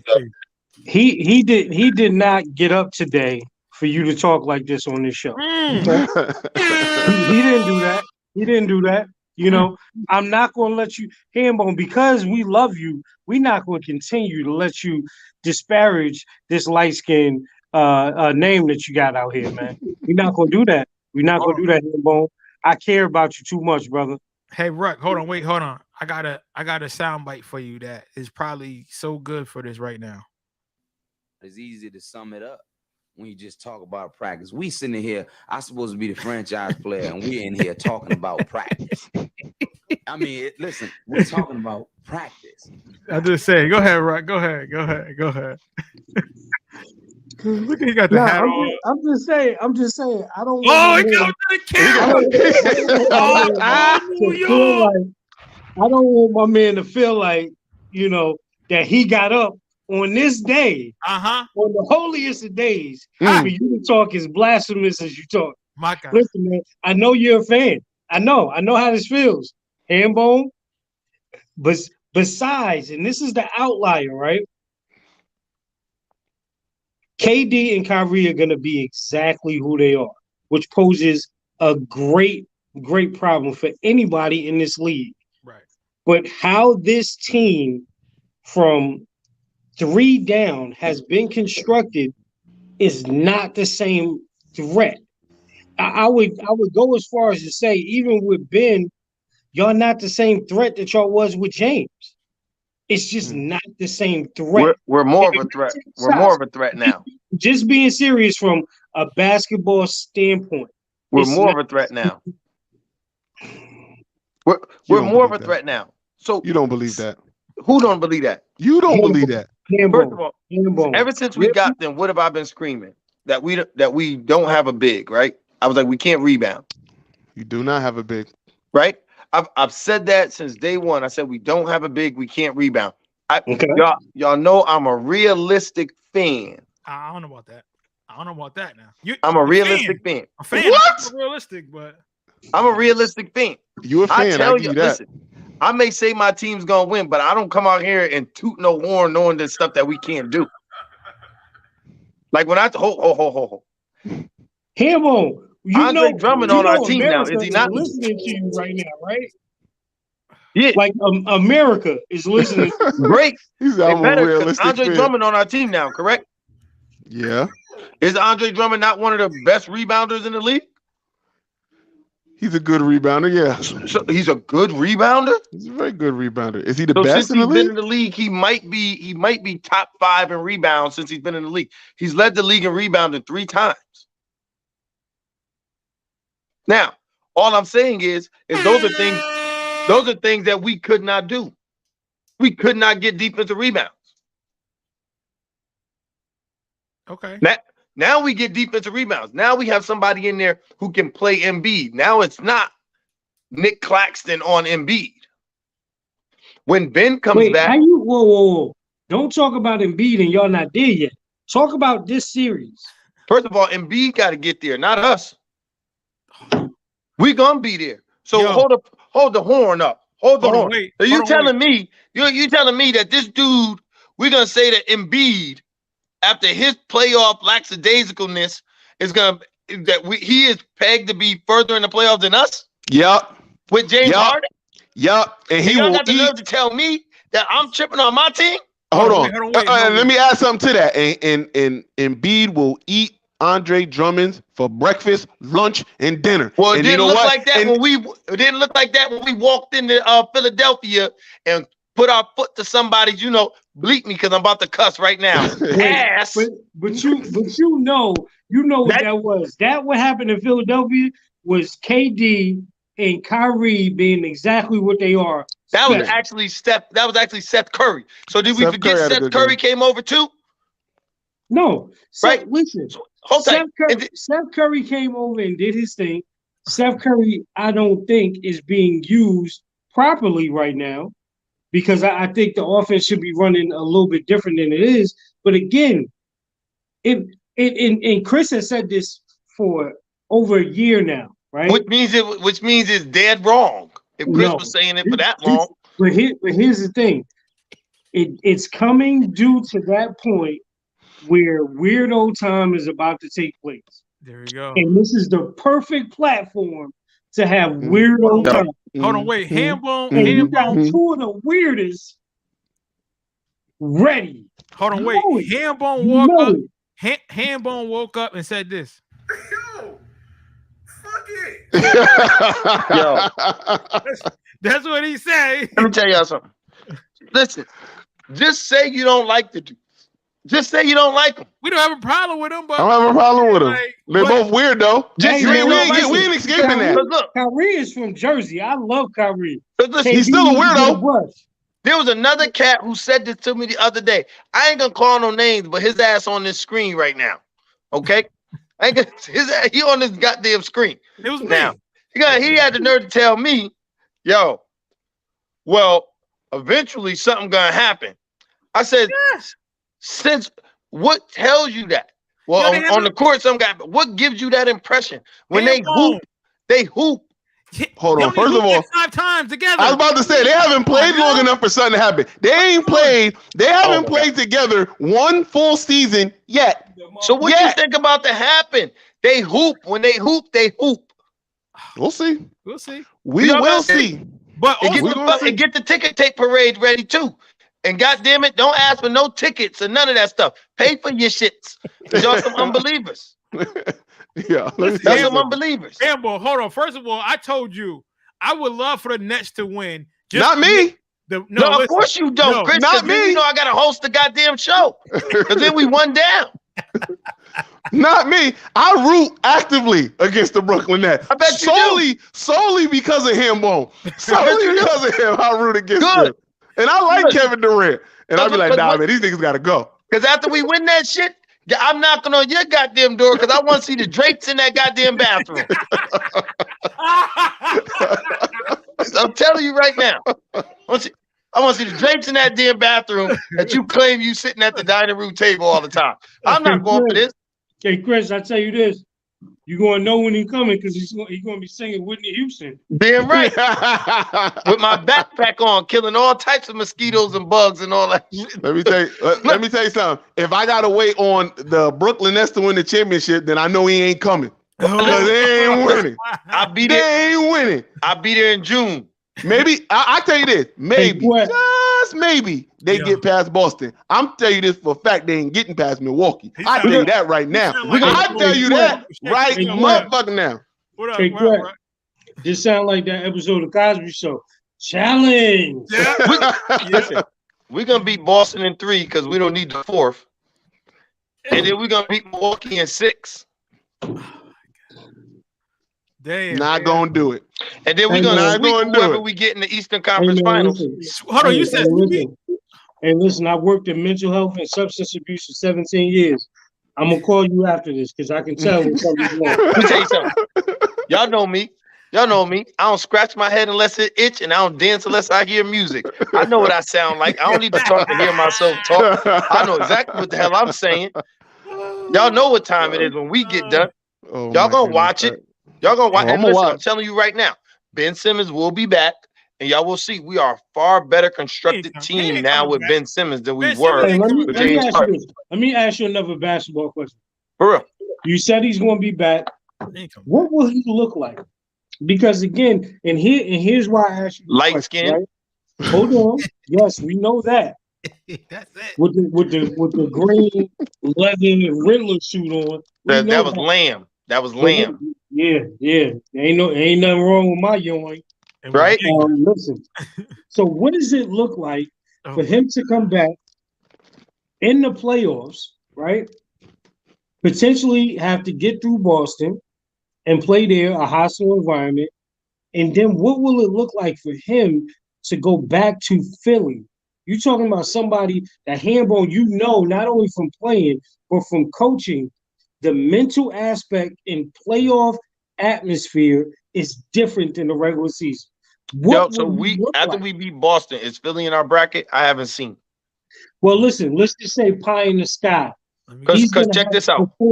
He's going to have to perform in either he has to perform in Boston. He at some point will have to perform in either Milwaukee or Philly to get to the finals. What will he look like? So here's actuality with how like Coach Nash thinks he's so smart, but everything he's thinking is already like people already thought of. Ben Simmons is only coming back if we're in full control of the series. He's not. We play Milwaukee next. All right, so here's why.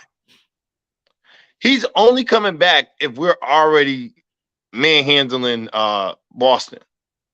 His sole purpose this season is to guard Giannis. That's why he's there. Hold up. You said that. You said that like you at the dollar store. And you said 125. Like it's that simple.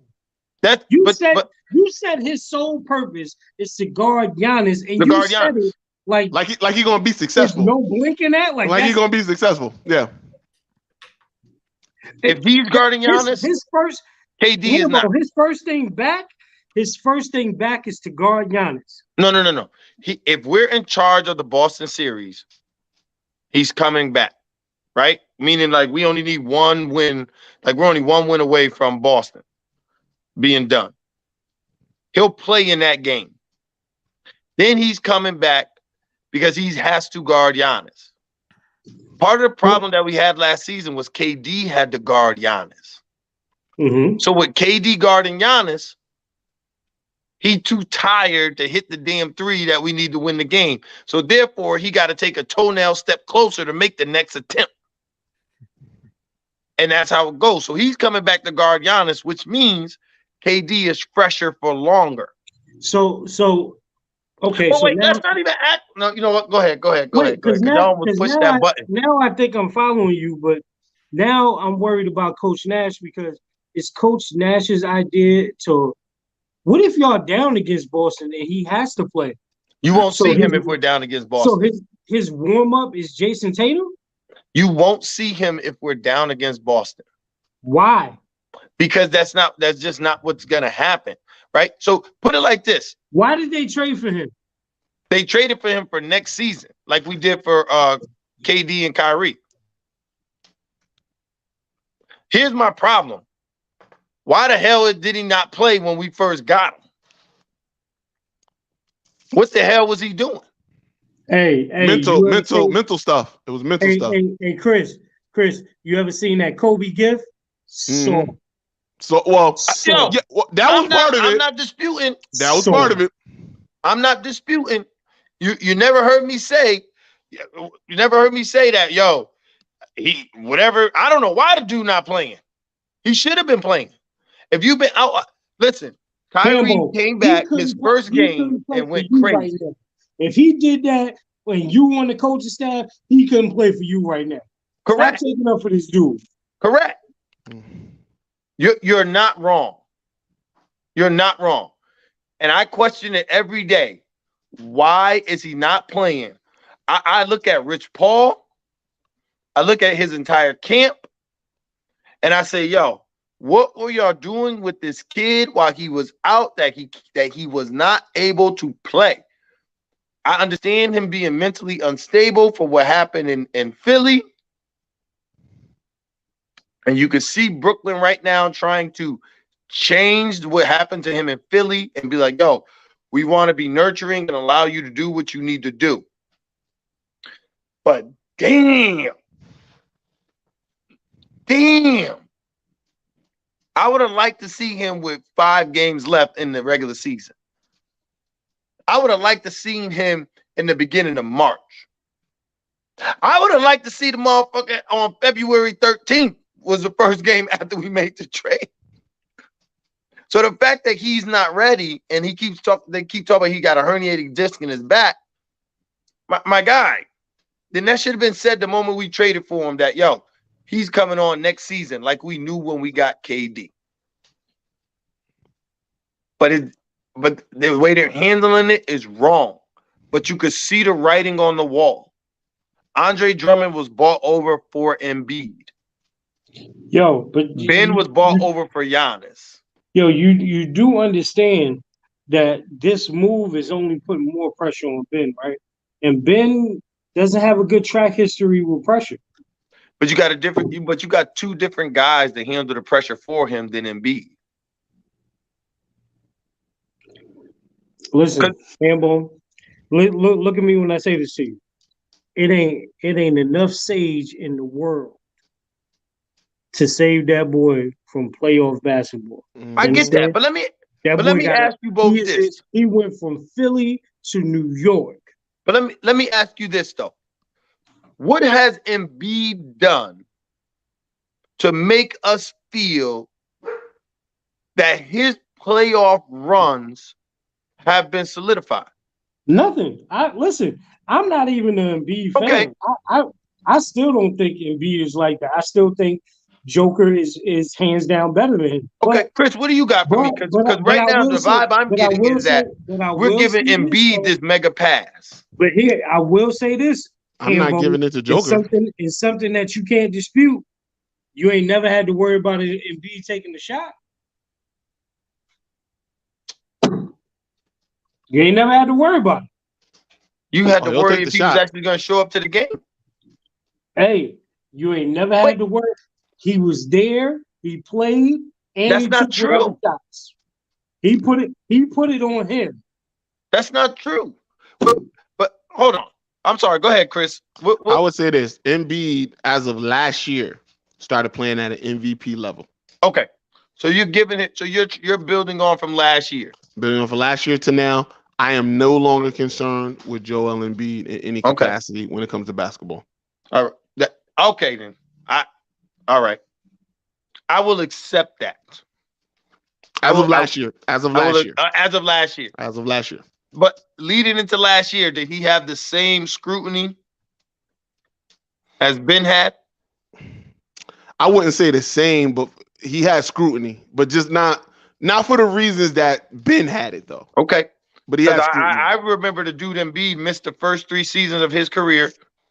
Yeah. Then he came back, only played 14 games. Then he came back, was overweight. This the Embiid that I know that everybody talking about, he's so great. But if you say I'm building off of what he did last year, I'm cool. I can accept that. But I personally feel that the 2 guys that Ben Simmons is playing with now are far better to hold him in the playoffs than Embiid was and is. But that's not what y'all bought him there for. We bought him to be a piece. Y'all didn't bring him there to hold him in the playoffs. We bought him to be a piece. We bought him to handle the ball. Hold the piece. We bought him to handle the ball, distribute, run the break, guard Giannis. So if he guards Giannis and we win the series, is that a bad thing? No. Okay. But that's got to happen. But all of those things got to happen, and you got to win the series. We got to win the series. All of that has to happen. But when we have won the series in the moment, had Kyrie not got hurt, we were about to go up 3-1 before the ankle, right? Against Milwaukee last year. Yeah. Oh yeah, last year I think y'all would have won it if Kyrie didn't get hurt. Yeah, Kyrie didn't get hurt. So what I'm saying is that at that point we got fucking Kevin Durant playing 46 minutes and having to guard Giannis with the Giannis rules. That's fucking impossible. Excuse my language. The Easter Bunny just knocked on the window and said, "Stop cussing." Speak your truth. That's impossible. You cannot guard Giannis, play 46 minutes with the Giannis rules. And y'all know how I feel about these damn Giannis rules. It's crazy. It's absolutely insane. And in the playoffs, it's out there. But the Giannis rules is KD for. How you figure? Because KD didn't take his rightful place after LeBron like he should have. Ooh. But what the Giannis rules got to do with KD taking the place? Because Giannis clearly stepped into that spot, and the NBA is now in love with Giannis. No. And Giannis is a straight dog. Bro, you cannot be sitting here on this nice windy Sunday actually co-signing the Giannis rules, bro. What are the Giannis rules? I'm not co-signing the Giannis rules. What I'm saying is that the superstar, which I thought would be a megastar in KD, didn't take some of the steps that he needed to. He's not a megastar. The league should be in favor of him more than it is. It should be. Blame Twitter. Don't blame KD. But listen, the But Giannis that's rules what are. I'm saying, though. That's really him, though. Yo, Yo, he really from there, though. That's really saying it. He be saying it. He say what he want on Twitter. He said, "Yo, I'm about to start calling y'all broke nigga cars." That's what he said on Twitter. Mm-hmm. So here's the Giannis rules, because we got some people that don't know. The Giannis rules. He is allowed to camp in the lane. He does not have to get out. They do not call fouls on Giannis after his third or fourth foul. You've never seen Giannis foul out of a game, yet you've seen Giannis commit multiple fouls with the fifth foul and stay in the game. Giannis, if he barrels into you, they will no longer call a charge. They will put him on the line for 2. He could take 15 to 17 seconds to shoot the free throw. 20. Listen, people, watch the film of Game 5 in Brooklyn. Doris Burke put a clock on Giannis. His 2 free throws took a total of 2 minutes and 6 seconds. That's unheard of. You can't even, it takes you 24 seconds to run complete offense. It took him 2 minutes to shoot 2 free throws with nobody checking him. It's unheard of. You watch the game that they just played against Philly when he fouled Embiid but got the block, right? Just recently, and they reviewed it and overturned it, and they won. Did you notice how he fouled Embiid, but they said, no, we're going to give you the block? Did you notice the 3 games this season where he caught goaltending that they was like, yo, don't call a goaltending? They have changed the rules for this guy.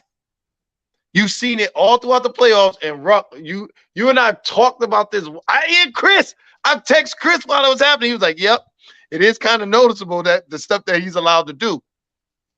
So now we're going to sit here and say when the playoffs are coming that, it's okay that the rules are like that for him. But yet we want KD to play 46 minutes and have to defend that? Come on, fellas. Hairline would have did it. Who? LeBron Aloquacious James. Please don't get Steven C started. Please don't, because he hates Yo. Please don't. Chris, what you about to say, Chris? I'm wrong? I'm wrong in what I'm saying, Chris? I'm about to say that every superstar gets superstar treatment. Yeah, but not like that, though, Chris. Chris. You turned the lights off on him, Chris. No, my fucking dog, my dog, I'm trying to get him to go under the light, and he just refused and just went and stepped over and unplugged the light. But not like this. Superstars get superstar treatment, but not like this, where the rules are changed. They don't even call travel on Giannis anymore. They didn't. Come on now. They never called Jordan for nothing. Please. Yeah. Come on. They never called Jordan for nothing. And I'm a Jordan fan. We all watched it. Jordan ain't ever get called for shit. As a matter of fact, ref would go, did he foul you, Mike? He fouled you? Okay, yeah, foul. Yeah. Come on, man. Wait, hold on though. But that means so they never called Jordan. So Jordan never fouled out of games. He never fouled while not fouling out of games. I don't think Jordan ever fouled. I mean, I could be wrong. I'm sure he has, but nobody remembers. No, I don't ever remember Jordan fouling out of games. Well, we're watching Giannis now. And I've texted you guys like, yo, y'all just seen Giannis got 5 fouls. He just fouled 3 times. They wouldn't call it. Look at Ruck laughing, because Ruck no. So basically what you're saying is that I'm getting my excuses in line. So it's not excuses, but it's stuff where you watch it, you go, yo, reasons. If the shoe's on the other foot, right? If you said, yo, I'm gonna let LeBron crash into you, and we're not gonna call a charge, but we're gonna put him on the line for 2, the world will go crazy. True. But we watch Giannis do it on a daily basis, and we say, yo, that dude the best in the league. Hold on, Hambone. So I don't know if Hambone said this on the show. I don't know, because we have been on for like 8 weeks, as Ham would say. Probably 12. Come on, man, watch him out, man. You cussing on the show. It could be close. Oh, it could be close. I ain't gonna lie. You said that Chris, that's what I told you. Ben Simmons are the same player. Didn't you say that? Yes. Okay. They got the same skill set. Okay. But they have the same skill set. They're both 6'10 plus ball handling bigs who can play make for everyone else. I agreed with his statement that they both got the same skill set. What I didn't agree was the nurture part. That's just BS. The nurture part, I can't co-sign on. Ooh. That's the part I can't. Ben Simmons has a level of. See, I think it has more to do with their upbringing.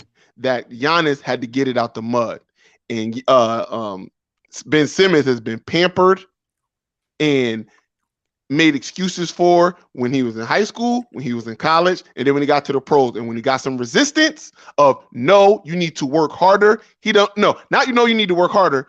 You need to practice your jump shot. No, don't. You didn't see Giannis didn't do that. You need to work on your jump shot, Giannis. All right.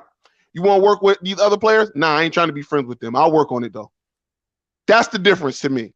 I'm not going to give that he wasn't nurtured. Philly's a tough place for sure. I won't say that it's not, but it's not because they weren't nurturing. It's because when they tried to give him, listen, man, we're telling you things that you need to get better at. He ain't want to hear it because he ain't ever have to hear that before. Everybody always been kissing his ass and telling me great. And here's the thing. Philly made a move 3 years ago that they thought would help him and Joel. What, bring in Tobias? Listen, they brought in the coach that was Joe- the demand greatness from them. And it's funny how Embiid got better and Ben didn't. The same coach who was asked outside the barbershop, can you win with this guy? And he said, no. He was just getting a haircut. Come on, man. That's the same coach you're talking about, right, Ruck? Hey, but that same coach gave him let me an opportunity. He gave him an opportunity to get better. So let me ask you a question, man. You know, we know. Wait, before you get to your question, let me just a real quick one. Let me slide this in because I Go just want to see where your head's at with this. Has Ben Simmons ever performed or stepped up to any pressure? Now I'm talking about Mount Verde, LSU, Philly. No. Where have you seen him meet the call and put a stamp on his game? Nope, absolutely right. He's never. Okay, go ahead. Whatever you want to say, you got it. Here's what I'm saying. You listen to what's said about both of these players, right? Okay. If Giannis shoots the three because he's not a good three-point shooter, what's the first thing that they say? Why is he bailing the defense out? Okay. He should be attacking the basket all the time. He shouldn't be trying to bail the defense out. That's not what he should be doing. Ben Simmons won't shoot the three, and it's what? Oh, he's got to shoot it, man. You got to respect that he's going to shoot it. But you flip it, and this is what it is. One guy, you're saying, yo, don't shoot it. Don't shoot it. Because you're taking pressure off the defense. This guy is telling you, I'm not going to shoot it because it's taking pressure off the defense. I'm going to continuously attack the basket. And now he gets blamed for it. Well, I'll say the difference is they don't want you to shoot it if you haven't been working on it. That has become less and less thing with Giannis because he's actually starting to make some threes. He's starting to make becoming some. a respectful. But you got to at least start to do it. He's starting. So for you, you're right. And Ben wouldn't even start to be like, you know what? At least make it. Because let me tell you something. If Giannis is going to be left open for a three, and that's how you're going to beat me, then I'll take that beating. But he's starting to get to the point where it's like, yo, he might be able to beat you from out there. So as soon as you got to come in a little bit to even think about respecting it, like Draymond Green, for instance, a few years ago when he was shooting around 40% or like 38%, it was like, yo, if I got to respect it a little bit, just that little bit, it changes the whole dynamic of everything. Yep, so everybody's is just asking Ben Simmons to start working on it so that just in case, you don't got to take a whole bunch of them. That's not your game. You ain't Steph. But if you could start the three you take a game, if you could be 1 for 3, so they at least got to take a look at it. Yeah. It'll open your whole game up. It'll make you driving to the basket better. Hambone, let me ask you this too. And just piggybacking off of what Chris said, right? Is Giannis has been willing to take those shots, right? Willing to get better, right? Willing. Ben says he works on it, and he shows us a whole summer full of highlight tapes that he's been doing, right? Yep. But let me ask you this. Mhm. Has Ben gotten better since he's been in this league? No, he's gotten better defensively only. Giannis has gotten better. So where we at? Because all- the one thing that we can say is that regardless of how it looks, it could be ugly sometimes. It could look all right sometimes. It could be pretty when he hot. Giannis has gotten better every year. He And has. everything that people have said that he could not do, he has improved on. So, has. I But mean, it's a wash, man. But it's also to my point. Yeah, Giannis is in a place where they're nurturing him to do these things, right? He's missing threes. They're saying he's taking the pressure off the defense. That's not his game. And you got guys going like, yo, all right, yo, that's all right. That's all right. Let's work to get at it, right? You got Ben on the other end. He's not in that situation. He's got a coach telling you, yo, I don't know if we can win with him. He's got all the stuff being said about him, the whole organization. So you see those type of things. What you got to see right now is I think you got to start from when Ben starts playing in Brooklyn. When Ben starts playing in Brooklyn. Bees, what's up, man? If he does not start to improve, okay, then you are 100% correct. Because now he's in a nurturing environment. He's in an environment so nurturing that you got people thinking that Kenny Atkinson could actually coach. Yeah, listen again, you seen it, but my thing goes back to take the basketball physical aspect out of it. Mentally, you got somebody that's going to try to jump into either a Boston series or a Milwaukee series coming off a new age Charles Smith performance. But what does he have to do, though? Charles Smith 2K. But what does he have to do? We just got to win series. We just got to win the series, right? Hold on, bro. We just got to win the series, correct? If we win the series, if Ben Simmons plays and we win the series, did Ben not do his job? I don't know. It depends. I don't know. It really do depend. It can't be like that, though, fellas. It can't be. It can't be like, oh. Well, you got to see it. Well, listen, if he playing in the game and he sucked every game, but y'all win the series, I'm not giving it to him. Now, what do we say? I will say this: if he plays the series and he is playing competently, and he's playing good, then yeah, then you give it to him. But if Kyrie and Kevin are carrying him, and he looks like a shell of himself, but I'm he's not gonna got to like, defend though. I mean, okay, that's a defense. Listen, if he does that and he does it well, then I'll give it to him. That's it. That's all I need. Or not, and if he defends or not, if Kyrie and Kevin are carrying them and they beat Milwaukee, listen. If you thought the talk in Philly was bad, son, it's a hot summer in New York. He just has to defend, though. It's a hot summer in New York. All right, but so wait. he defends, but Giannis is averaging 40 against him, but y'all win. How am I supposed to give credit? Because look, because he held him to a tough 40. No. It could have been. Well, shoot. Didn't somebody win the finals by letting LeBron average 40? And he shouldn't have got 40? It. That is the worst final MVP. Yo, he made it tough for him. He averaged 37, 8, and 10. I agree. What you do? But check this out. Hold on. I gotta go, fellas. But check this out. Chris. Okay. If in 2022, okay, we don't get these damn fights that we supposed to get. Look.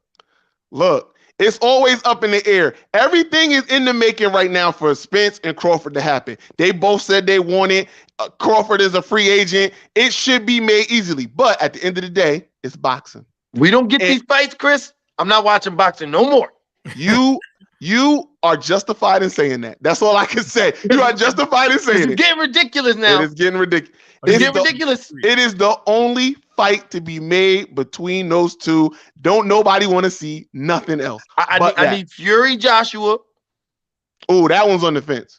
I can tell you that's on the fence. I He need gotta Wilder. I still need Wilder Joshua. Oh, that's not happening. I know, But this That's is the not happening. problem. We got these guys out here with these names who are not fighting, and they expect. That's what. See, you know what? That's why I get my little VPNs, because you can't expect me to pay no damn pay-per-view to be watching these no-name guys fight.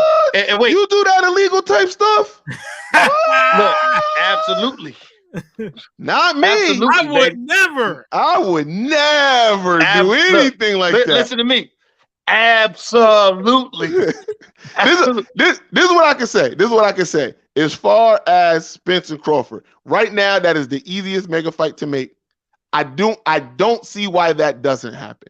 It would have to be something I'm out of boxing. The only thing that could hold that up is a split, is the money split. I'm out of boxing if it don't happen. So that's the only thing that hold that up. Now, your other two fights, Fury versus Joshua, it all depends. Joshua got to regain the titles back from Usyk. And I don't know if he can. He wins it in 4 rounds, bro. I don't know. Joshua would have to fight a way that he has never fought before. Remember, I called the last 2 Joshua losses. I agree, but here's the thing. Usyk is not Andy Ruiz, who needs a big punch to end you. He is a better boxer. But than Andy Joshua. Ruiz should have never won the first fight. He shouldn't have never won the first fight. But that's why I knew Joshua could win the second fight, because I knew Joshua was bigger and better. No, you knew Joshua would win the second fight because that was what the money line said. Listen, Joshua only had to fight the way he normally fights. See, Joshua got aggressive in the first fight, tried to close the show, got caught. He's not going to do that again, which brings me to his current fight. Since he's not going to do that again and is going to try to have an actual boxing match with Usyk, that's what makes it hard for him to win. That's the first one. The second one of seeing Wilder versus Joshua. I don't know if Wilder's ever going to fight again. I'm being honest with you. You're right. I don't know if he's ever going to fight again. You're right. He's the type of guy that's built on pride and winning, and he got put down twice. You're right. 2 separate fights. To Right. this day, he gonna always lose to Tyson Fury. So I don't know if he's ever gonna fight. So I don't know. No, you're right. You're right on that one. Only thing you got hope in is Spence and Crawford. That's the only thing we got hope in. Besides Bud and Spence, let's talk about Shakur Stevenson, Jersey. Let me tell you about Shakur. Let me tell you about Shakur. Shakur is gonna dog walk Oscar Valdez. I'm gonna tell you that right now. And that's the hardest person he ever fought. But he's gonna be able to show a level of skill and precision that he hasn't been able to show, because he's going to fight somebody who thinks that they have a chance of beating him, and he's going to walk him out. And then we're going to start to see Shakur moving up in all them 130ers, all them 135ers, all them 140s. Shakur is coming. I'm telling you right now, he's coming. Ryan, Devin, Lomo, T.O., he want all the smoke. Because what we seen last night was a travesty for pay-per-view. Why you say that? I ain't paid for it. I mean, I always pay for my pay-per-view fight. I was thoroughly impressed. I watched it through somebody else's window. But from what I seen, that Ugas, he couldn't get out of the way of an uppercut to save his life. Well, you know why he couldn't get out the way though? Because Spence work rate is so high, and he put so much pressure on him. It was, if I come out of my high guard shell, I'm opening myself up for more punishment. So I'm going to try to pop shot him. But here's the thing. Spence is so strong on top of his work rate. You ain't one shot popping him to get him up out of there. It ain't going to do it. He got caught clean when he was looking for his mouthpiece. And the only reason he stumbled because he was tripping on his foot. Tore his tail up. Yo, Spence is a bad boy, and so is Bud. I need more from this boxing game because I'm about to retire from it. But all right, fellas, y'all be good. All right, listen, Brooklyn in 3. Say it with me. 1, 2, let me tell you 3. They better not lose. Yeah, I'm blowing your phone up if they lose tonight. I'm telling you this right now. And I'm gonna answer. All right. Y'all know I don't run from nothing. I answer. But just y'all just make me wait when it's time for y'all to return my calls. Hambone, real quick before you leave, I just want you to hear someone had a question. Are you delusional? Do you suffer from a mental illness? That's it. That's what they like to say, but I ain't never been diagnosed officially. Oh, you got something. All right, Hambone. All right, y'all. Right, all right, man. Peace. Always good to have him going on, man. Listen, sir. I've said what I need to say. It was a great show. We're gonna have to come back. Ruck, I thank you for being on with us, man. And I know you were working hard over there, so we appreciate it. And everybody that's been tuning in, I appreciate y'all, man, so much. Thank you for doing what y'all do on a Sunday after church. Chris know what I'm over here doing. I know. I see the picture in the background. I know exactly where you are. Well, I do got to get out of here, fellas. But again, I always appreciate y'all and everybody that's tuned in. Thanks again for tuning in to another edition of Don't Shoot the Messenger podcast. I'm your boy, Professional Sutton. And I'm your boy, Chris G. And it's your boy, The Ruck Report, Jersey. Don't Shoot the Messenger podcast. I'm your boy, Professional Sutton. And I'm your boy, Chris G. And it's your boy, The Ruck Report, a.k.a. Jersey. Ready? This is what the greatest thing about sports is. You play to win the game. Inch by inch, play by play, till we're finished. This is Don't Shoot the Messenger podcast. X about me. With Professional Sutton. You already know. Chris G. My homie. And the Rucker Report. My family, what up? They for real. All straight with no chaser. Let the games begin. Let's go. Don't Shoot the Messenger podcast.